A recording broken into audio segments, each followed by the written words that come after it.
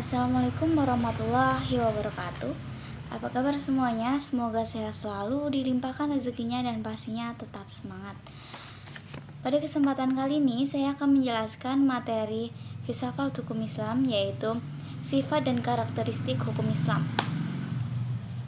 Sifat dan karakteristik hukum Islam yang pertama itu ada sempurna. Sempurna sendiri berarti utuh, lengkap segalanya. Hukum Islam atau syariat dikatakan sempurna karena setiap permasalahan umum maupun global dibahas secara terperinci, konkret, dan teknis. Misalnya seperti masalah peribadatan, pernikahan, perceraian, maupun harta waris.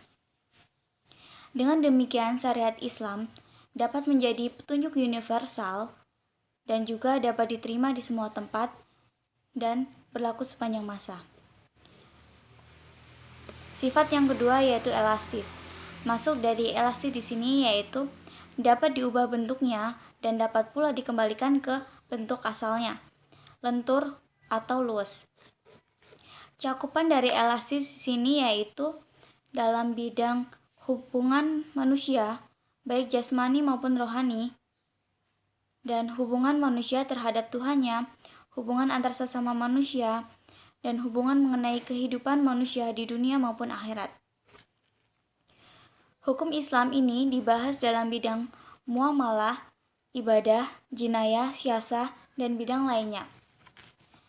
Cara yang digunakannya dengan menggunakan nas untuk memanfaatkan akal guna beristihad agar dapat memilih cara yang sesuai dan dapat dilaksanakan yang sesuai dengan suatu keadaan permasalahan yang sedang terjadi.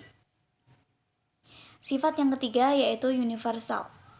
Universal berarti umum, berlaku untuk semua orang atau seluruh dunia. Ini berarti hukum Islam tidak dibatasi apapun. Hal ini dibuktikan dalam pernyataan Al-Quran, yaitu, "Dan tidaklah kami, Allah, mengutus kaum Muhammad, melainkan untuk menjadi rahmat bagi semesta alam." Quran Surah Al-Anbiya ayat 107. Dan kami, Allah, tidak mengutus kamu Muhammad melainkan kepada umat manusia seluruhnya sebagai pembawa berita gembira dan sebagai pemberi peringatan. Tetapi kebanyakan manusia tidak mengetahui itu. Quran Surah As-Saba ayat 28. Kedua ayat di atas menyatakan bahwa syarat yang dibawa oleh Nabi Muhammad bukanlah dikhususkan untuk orang Arab saja, namun berlaku untuk seluruh umat manusia di seluruh dunia. Sifat yang keempat yaitu dinamis. Dinamis berarti mudah menyesuaikan diri dengan keadaan apapun. Kedinamisan hukum Islam terletak pada dasar-dasar yang menjadi dasar dan tiang pokok bagi hukum. Dasar-dasar dan pokok-pokok itulah yang menjadi sumbu kekuatan, kelemahan, kemudahan, dan kesukaran dalam menetapkan hukum Islam. Yang kelima, sistematis. Sistematis yaitu saling berhubungan atau bertalian antara satu dengan yang lainnya secara logis. Misalnya, perintah untuk sholat di dalam Al-Quran selalu diiringi dengan perintah menunaikan zakat. Kemudian perintah untuk makan dan minum selalu diiringi dengan kalimat "dan janganlah berlebih-lebihan". Penjelasan selanjutnya mengenai hukum Islam yang bersifat ta'budi dan ta'akuli. Yang pertama, ta'budi. Ta'budi merupakan suatu bentuk ibadah yang tujuan utamanya untuk mendekatkan diri kepada Allah SWT, yakni beriman kepadanya dan segala konsekuensinya. Contohnya, sewaktu Umar bin Khattab melaksanakan haji bersama Nabi Muhammad SAW, kemudian Umar melihat Nabi mencium batu Hajar Aswad, dan berucaplah Umar, "Kamu hanyalah sebuah batu. Jika aku tidak melihat Nabi menciummu, maka niscaya aku tidak akan melakukan hal demikian."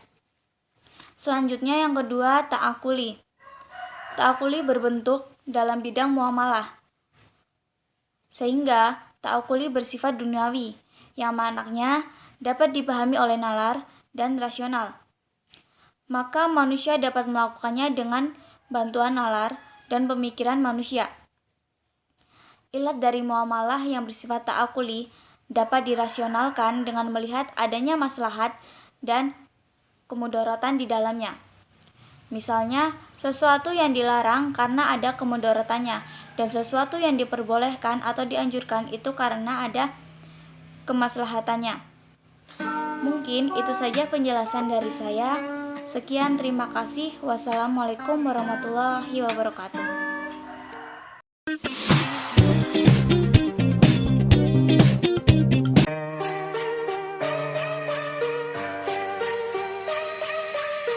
Fake faces hiding everywhere.